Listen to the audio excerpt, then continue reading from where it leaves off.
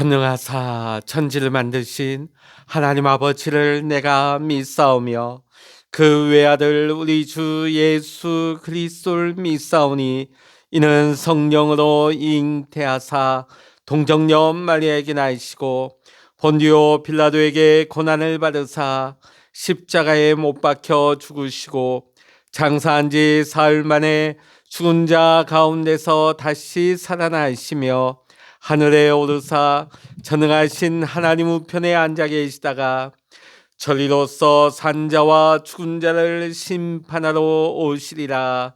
성령을 믿사오며 거룩한 공예와 성도가 서로 교통하는 것과 죄를 사하여 주시는 것과 몸이 다시 사는 것과 영원히 사는 것을 믿사옵나이다. 아멘.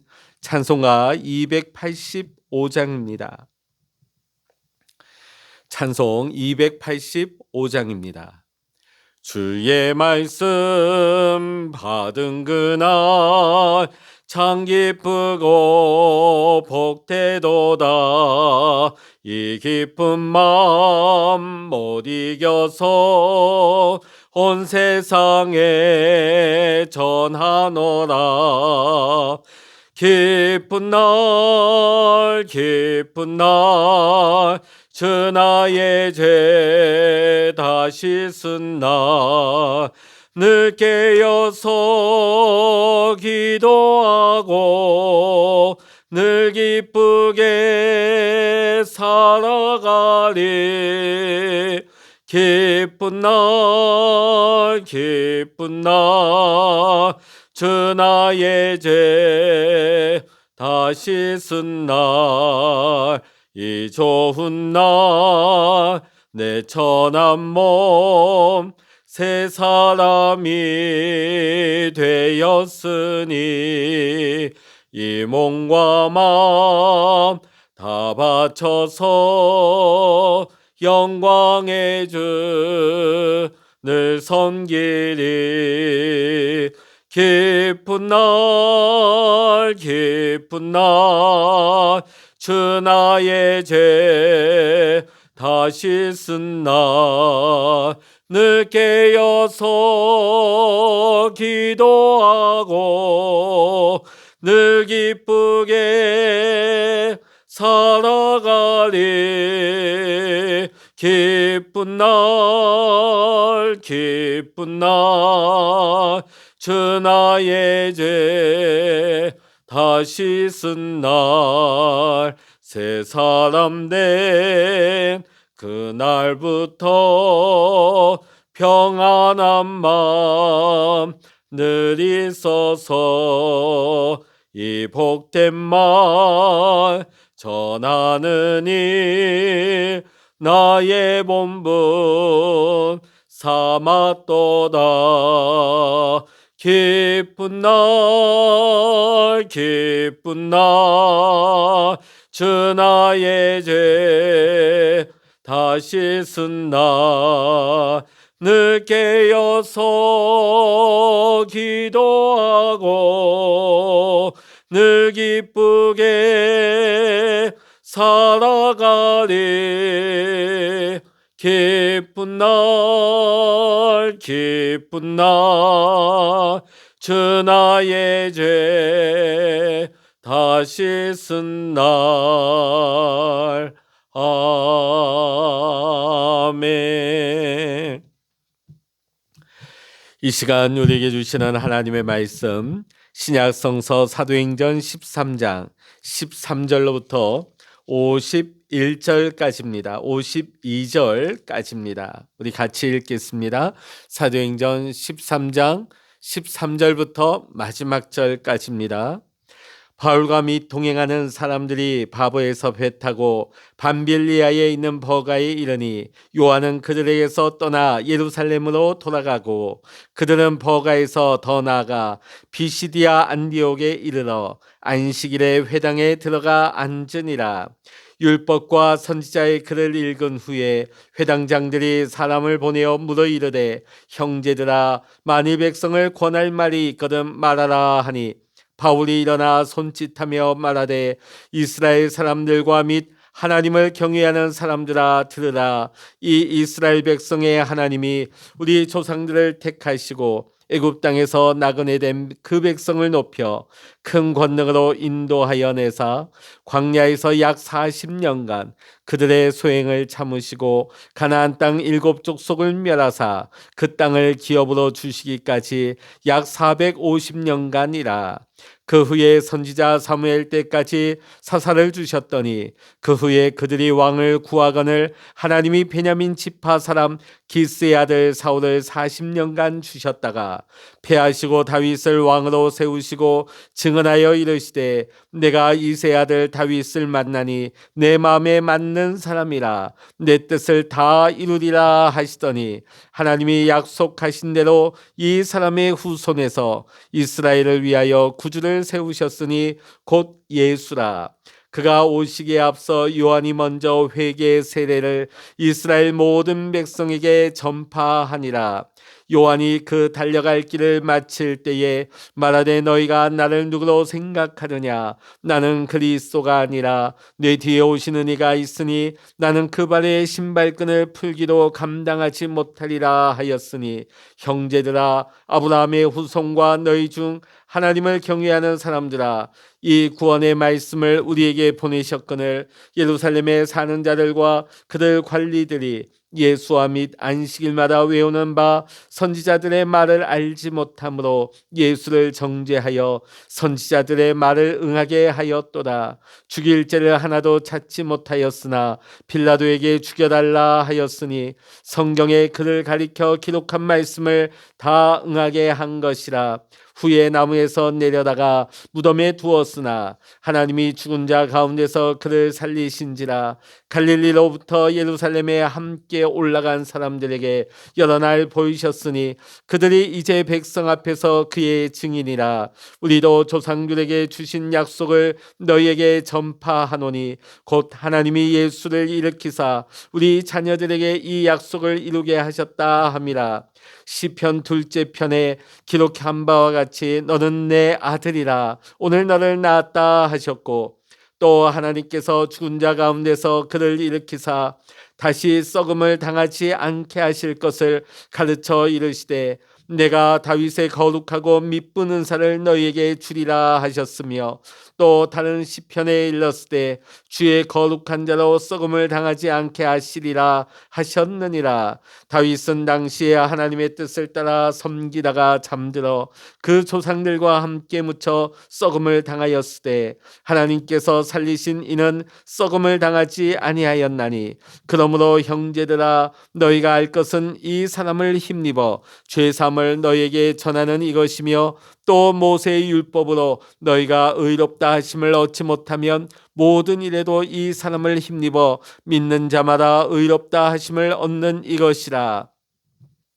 그런즉 너희는 선지자들을 통하여 말씀하신 것 같이 너희에게 미칠까 상가라. 일러스되 보라 멸시하는 사람들아 너희는 놀라고 멸망하라. 내가 너희 때를 당하여 한 일을 행할 것이니 사람이 너에게 일러줄지라도 도무지 믿지 못할 일이라 하였느니라 하니라. 그들이 나갈새 사람들이 청하되 다음 안식일에도 이 말씀을 하라 하더라. 회당의 모임이 끝난 후에 유대인과 유대교에 입교한 경건한 사람들이 많이 바울과 바나바를 따르니 두 사도가 더불어 말하고 항상 하나님의 은혜 가운데 있으라 권하니라. 그 다음 안식일에는 온 시민이 거의 다 하나님의 말씀을 듣고자 하여 모이니 유대인들이 그 무리를 보고 시기가 가득하여 바울이 말한 것을 반박하고 비방하거늘 바울과 바나바가 담대히 말하여 이르되 하나님의 말씀을 마땅히 먼저 너희에게 전할 것이로되 너희가 그것을 버리고 영생을 얻기에 합당하지 않은 자로 자처하기로 우리가 이방인에게로 향하노라. 주께서 이같이 우리에게 명하시되 내가 너를 이방의 빛으로 삼아 너로 땅 끝까지 구원하게 하리라 하셨느니라 하니 이방인들이 듣고 기뻐하여 하나님의 말씀을 찬송하며 영생을 주시기로 작정된 자는 다 믿더라. 주의 말씀이 그 지방에 두루 퍼지니라. 이에 유대인들이 경건한 귀부인들과 그 신의 유력자들을 선동하여 바울과 바나바를 박해하게 하여 그 지역에서 쫓아내니 두 사람이 그들을 향하여 발에 티끌을 떨어버리고 이고니온으로 가거늘 제자들은 기쁨과 성령이 충만하니라. 아멘. 할렐루야. 오늘 이 아침에도 함께 기도하시는 우리 사랑하는 모든 믿음의 성도님들과 여러분의 가정과 오늘도 여러분의 기도의 제목 위에 하나님의 크신 은혜와 평강과 기도 응답의 축복이 함께 하시기를 이 시간 주의 이름으로 간절히 축원합니다. 제가 대학교 때 선교단에 있을 때에 우리가 거짓 순례 전도를 떠날 때가 있습니다. 거짓 순례 전도가 뭘까? 아무것도 가지지 않고 2박 3일 동안 성령의 인도하심만을 구하며 어떤 잠자리, 어떤 먹을 것을 일체 우리가 준비하지 않고 나가는 것입니다. 하나님이 나와 동행하시고 하나님이 나를 인도하시고 하나님이 나를 보호하시는 것을 그 믿음을 실제로 체험하는 그런 과정이 되는 것입니다. 자, 그래도 국내 거짓 순례 전도라면 만에 하나 그 시간대 먹을 것이 구해지지 않아도 굶으면 되는 거예요. 또 잠자리를 구하지 못해도 그냥 버티면 되는 겁니다. 국내니까. 자, 그런데 이런 경우가 만약에 해외 거짓 순례 전도라고 하면 여러분 참 이게 상상하기가 힘들겠죠. 언어도 다르고 문화도 음식도 다르고. 자, 어떻게 보면 전혀 우리가 익숙한 국내에서 거짓 순례 전도하는 것과 외국가는 한 번도 가보지 않은 곳에서 이러한 거짓 순례를 한다는 것은 결코 쉬운 일이 아닐 것입니다. 자, 오늘 바울과 바나바의 이 선교 여행은 한마디로 해외 거짓 순례 전도였습니다. 지금 이 두 사람은 국경을 넘어서 여러 이방인들을 찾아다니며 전도를 하고 있습니다. 어떤 미리 여행 경비를 준비하고 여행 스케줄을 짜고 가이드를 앞세워서 간 것이 아닙니다. 어떤 것도 준비되지 않고 오로지 하나님의 공급하심에 맡기고 때로는 자신들을 죽이려고 하는 사람 감옥의 위험을 감수하면서까지 해외로 지금 거짓 순례 전도를 떠났던 것입니다. 자, 이 여행이 얼마나 힘들었던가 13절에 보면 알 수 있습니다. 전도 여행을 같이 떠났던 마가 요한이 중도에 떠나버립니다. 예루살렘으로 돌아가 버렸다. 이렇게 13절에 묘사가 되고 있습니다. 자, 오늘 말씀에서는 왜 돌아갔는지 구체적인 이유는 나오지 않지만 이때까지 너무나 힘들었던 거예요. 그리고 앞날에 대한 두려움 때문일 것입니다. 왜냐하면 특히 앞으로 들어가야 할 밤빌리아 지역이 어떤 곳이냐? 야만적인 당시 해적들이 판을 치는 곳이었습니다. 그러다 보니까 이 젊은 마가 요한이 자신이 없어진 거예요. 지금까지도 힘들었는데 이 밤빌리아에 들어가면 어떻게 될까? 그러다 보니까 자신감이 없어지고 그냥 돌아가 버린 것이죠. 사실 우리가 이 요한을 비난할 수 있겠습니까? 사실 우리의 정서와 비슷한 게 바로 이 요한 아니겠습니까? 자, 그런데 오늘 우리가 이 시간 주목할 것은 예루살렘으로 돌아가 버린 마가 요한이 아니고 그럼에도 불구하고 포기하지 않고 끝까지 이 선교 여행을 계속하고 있는 바울과 바나바에게 오늘 우리가 초점을 맞추고 주목해 보고자 합니다. 자, 그러면 바울과 바나바는 조금도 두렵거나 힘들지 않았을까요? 성경을 읽어보면 그렇지 않습니다. 바울과 바나바도 힘들고 두렵고 낙심했다는 고백이 여러 곳에 나오고 있습니다. 자, 그럼에도 불구하고 그러면 무엇이 그 어려운 전도 여행을 중도에 포기하지 못하게 한 것일까요? 그 답은 바로 바울에게 있었던 복음의 감격이었습니다. 복음의 감격. 자, 바울은 로마서 1장 16절에서 우리가 잘 아는 유명한 고백을 합니다. 로마서 1장 16절 제가 읽어드리겠습니다. 내가 복음을 부끄러워하지 아니하노니 이 복음은 모든 믿는 자에게 구원을 주시는 하나님의 능력이 됨이라. 지금 사도 바울 그 마음의 중심에는 바로 복음이 있었습니다. 자, 이 복음이 무엇입니까?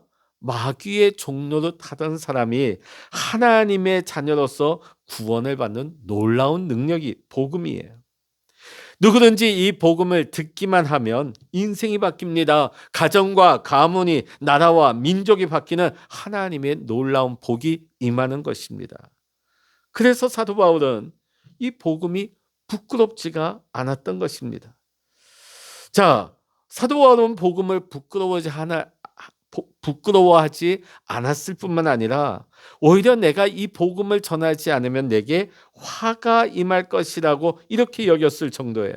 고린도전서 9장 16절의 말씀 제가 읽어드립니다. 내가 복음을 전할지라도 자랑할 것이 없으면 내가 부득불할 일임이라. 만일 복음을 전하지 아니하면 내게 화가 있을 것이로다.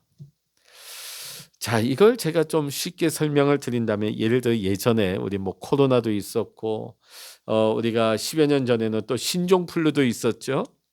자, 신종플루 같은 무서운 전염병이 돌고 있습니다. 사람들이 속수무책으로 죽어가고 있습니다. 자, 근데 만약 여러분에게 그것을 치료할 수 있는 타미플루 치료제가 여러분에게 많이 있어요. 자, 근데 그것을 나만 가지고 있다면, 그것을 나눠주지 않는다면 여러분의 마음이 어떻겠습니까? 그것을 전해주지 않으면 마음이 편할까요? 그 죄책감이 얼마나 크겠습니까? 오늘 사도 바울의 심정이 마치 이와 같았던 것입니다. 이것이 전도자의 마음인 것입니다. 오늘 사도 바울은 지금 사람들이 복음을 듣지 못해서 구원받지 못하고 지금 지옥으로 떨어지고 있는 그런 상황 가운데 있다. 그런데 내가 알고 있는 이 복음을 전하기만 하면 그 사람이 복음을 듣고 구원받아 하나님의 자녀가 될 수 있는데, 내가 고생한다고, 내가 어렵다고 해서 내가 이 복음을 전하지 않는다면 나는 장차 하나님 앞에서 화를 감당할 수가 없다. 그런 심정이었던 것 같습니다. 오늘 여러분, 우리 교회를 다니고 있는 교인들은 이 복음에 대해서 다 정확하게 알고 있는가? 다 그렇지 않습니다.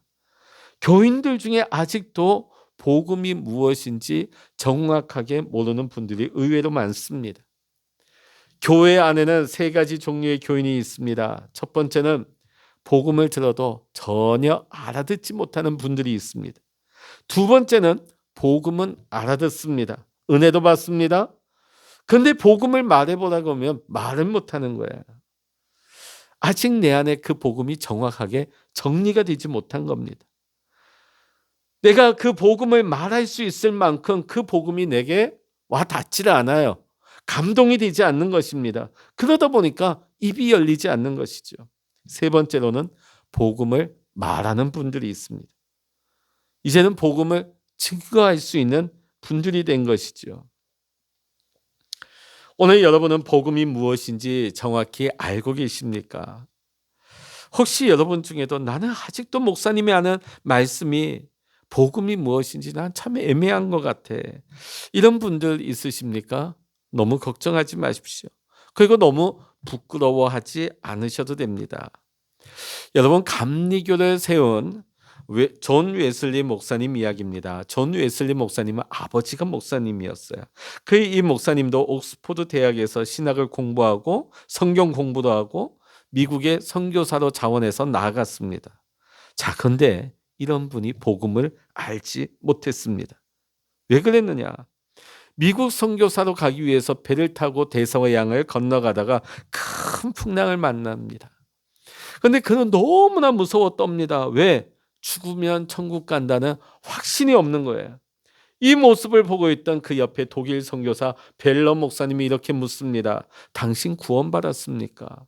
당신 구원받은 건 믿습니까? 지금 존 웨슬리 목사님한테 묻는 거예요. 무신자에게, 불신자에게 이런 말을 하는 게 아닙니다. 목사님에게 당신 구원받았습니까? 당신 구원받은 건 믿습니까? 결국 존 웨슬리 목사님은 미국 선교가 실패하고 맙니다. 자, 그런데 실패로 끝나고 귀국한 뒤에 그는 어떻게 깨달으냐? 나는 믿음이 없음을 깨달았다. 그러면서 눈물로 고백합니다. 나는 설교할 자격이 없는 목사다. 왜? 믿음이 없으니까. 내가 어떻게 설교할 수 있단 말인가? 그러던 존 웨슬리가 1738년 5월 24일 올더스케이 거리의 기도 모임에 참석했다가 의인은 오직 믿음으로 말미암아 살리라는 그 선포되는 말씀이 자신의 마음에 콱 와서 부딪힙니다. 아, 그렇구나. 내가 아무리 죄가 많아도 구원은 행위가 아니라 예수님의 십자가 은혜를 믿음으로 되는구나. 그것이 믿어졌다는 거예요. 이때까지 수많은 이 말씀을 들어왔지만 이 시간에 그 말씀이 마음을 강타한 거예요. 그 말씀이 믿어진 겁니다. 그 순간에 웨슬리 목사님의 마음을 짓누르고 있던 죄짐이 다 사라졌습니다. 그리고 가슴이 이상하게 뜨거워지는 거예요. 성령께서 역사하신 것입니다. 존 웨슬리 목사님은 동생 찰스 웨슬리에게 달려가서 외칩니다. 나는 이제 믿는다. 예수님께서 내 모든 죄를 짊어지셨음을 나는 이제 믿는다. 이제서야 웨슬리 목사님이 복음의 감격을 가지게 된 것입니다. 그 다음부터 웨슬리 목사님의 삶은 어떻게 됐을까요? 만나는 사람마다 이 복음의 감격을 외쳤습니다. 만나는 사람마다 가는 곳마다 이 복음의 감격을 전하지 않을 수 없었던 것입니다. 사랑하는 성도 여러분, 여러분도 웨슬리 목사님처럼 이 복음의 감격을 외쳐보셨습니까? 내가 예수 믿고 죄사함 받아 의롭게 되었다는 이 복음, 이것이 너무나 감격스럽고 이것이 놀라운 복이라 사람들에게 막 외쳐보셨습니까?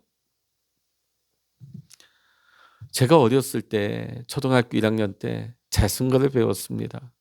한 일주일 동안 계속 넘어졌어요. 얼마나 속상했던지요.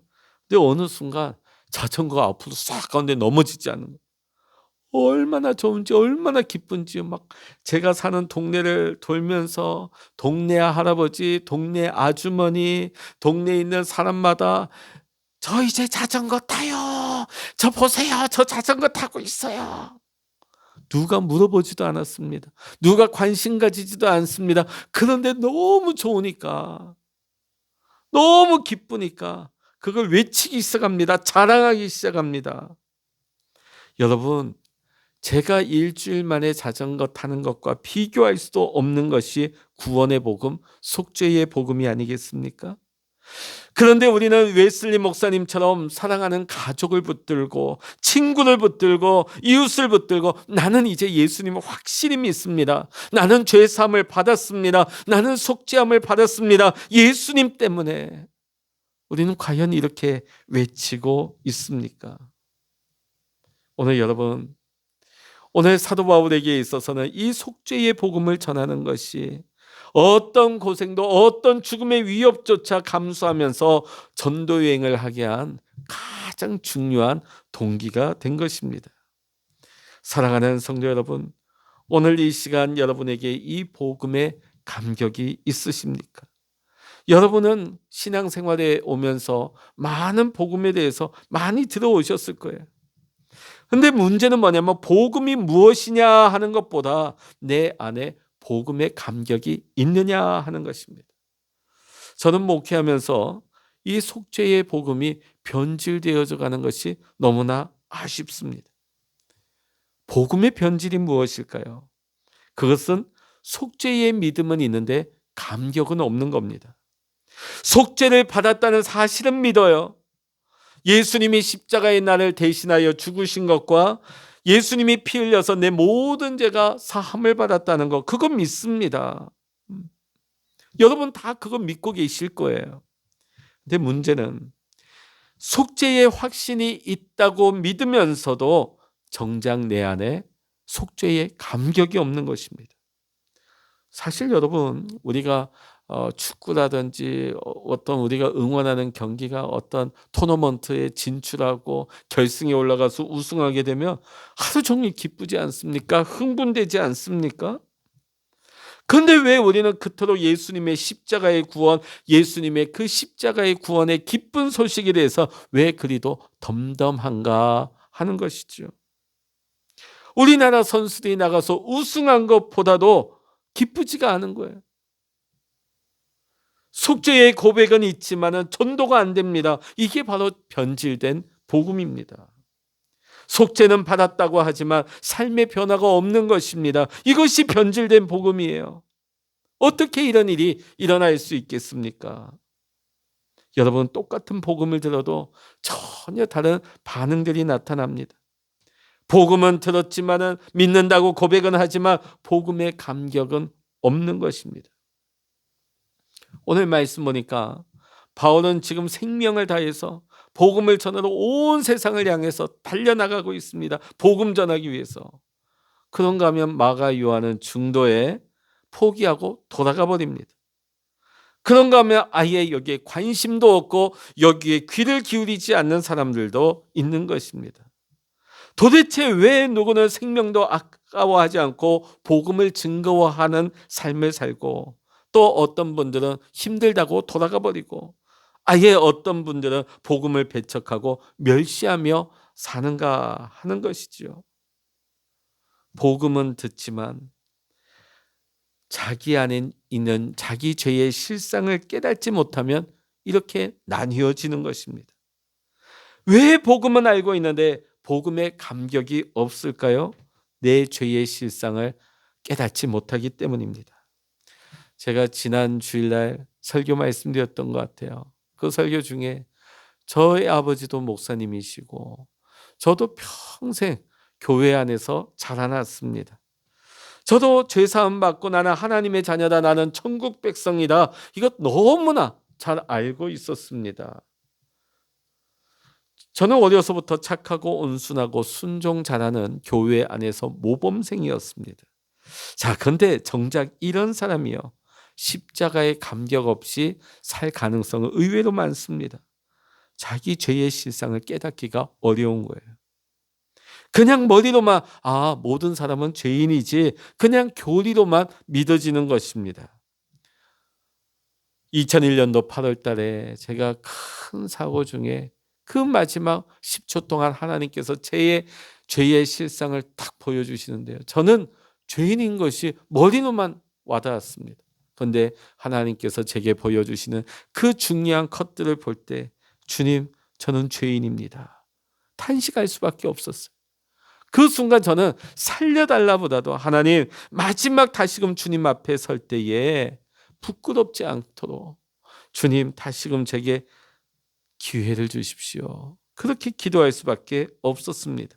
여러분, 죄사함의 복음이 우리의 인생을 바꿉니다. 죄사함의 복음이 우리의 운명을 바꿉니다. 이렇게 죄사함이 중요한 것이에요. 이것이 우리의 신앙의 가장 근본입니다. 어떤 재물보다 공부보다 죄사함이 더 중요한 줄로 믿습니다. 오늘 여러분이 개인적으로 믿음을 가지고 사시다가, 또 여러분의 가정 안에서 하나님의 뜻대로 가족을 섬기며 가족 복음화를 위해서 기도해 오시다가, 또 여러분의 일터에서 말씀대로 살려고, 또 이웃들을 사랑하며 살려고 섬기다가, 또 주의 몸된 교회에서 맡은 사명 충성해 보려고 애쓰다가, 여러분 혹시 이런 적은 없으십니까? 하나님, 나 이제 못하겠어요. 하나님, 너무 힘들어요. 하나님, 어려워요. 나 이제 지쳤어요. 나 이제 언제까지 기다려야 될까요? 혹시 이런 분이 있으십니까? 여러분, 일이 힘든 것이 아닙니다. 그 현실이 어려운 것이 아닙니다. 눈앞에 장벽이 어려운 것이 아닙니다. 십자가 복음의 감격을 나도 모르는 사이에 어느 순간 그 감격을 잃어버린 것입니다. 십자가를 어느 순간에 놓쳐버린 것입니다.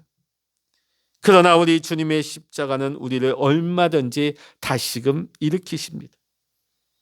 주님의 십자가는 우리를 새롭게 하십니다. 우리 앞에 가로막힌 산을 옮깁니다. 오늘 하나님께서 그 은혜를 여러분에게 주시기를 주의 이름으로 간절히 축원합니다. 여러분, 십자가를 붙잡으면 됩니다. 십자가에서 해결 안 될 문제는 하나도 없습니다. 그 십자가가 나를 생명의 길로 이끌 것입니다. 하나님 앞으로 인도할 것입니다. 오늘 그 십자가가 나를 인도하고 있는 것입니다. 여러분, 낙심할 거 없습니다. 여러분, 두려워할 거 없습니다. 오늘 다시금 주님의 십자가를 붙잡으시기를 이 시간 주의 이름으로 간절히 축원합니다. 기도하시겠습니다. 할렐루야. 하나님 아버지, 오늘 우리가 속죄의 복음에 대해서 머리로는 다 알고 믿지만은 정작 우리 안에 속죄의 복음의 감격이 사라져버리진 않았습니까? 이 속죄의 복음의 감격이 사라져버렸기에 우리는 이 복음을 전하지도, 이 복음을 자랑하지도, 이 복음의 능력을 의지하며 나아가지도 못합니다. 하나님, 오늘 지쳐 쓰러져 있는 우리에게 다시금 피 묻은 주의 십자가를 붙들게 하시고, 그 십자가를 바라보게 하시고, 그 십자가의 속죄의 복음의 능력을 의지하여서 그 감격을 누리며 승리하게 하여 주시옵소서. 그 속죄의 복음의 능력, 그 감격, 그 기쁨을 만나는 사람마다 증거하게 하시고 외치게 하여 주시어서 하나님, 오늘 우리에게 맡겨진 복음 전도의 사명을 감당할 수 있는 우리 모든 믿음의 성도님들 다 되게 하여 주시옵소서. 모든 감사와 영광을 주님께 올려드리며 우리 주 예수 그리스도의 이름으로 간절히 기도하옵나이다. 아멘. 찬양하라 내 영혼아, 찬양하라 내 영혼아, 내 속에 있는 것들아 다 찬양하라. 기도하라 내 영혼아, 기도하라 내 영혼아, 내 속에 있는 것들아 다 기도하라.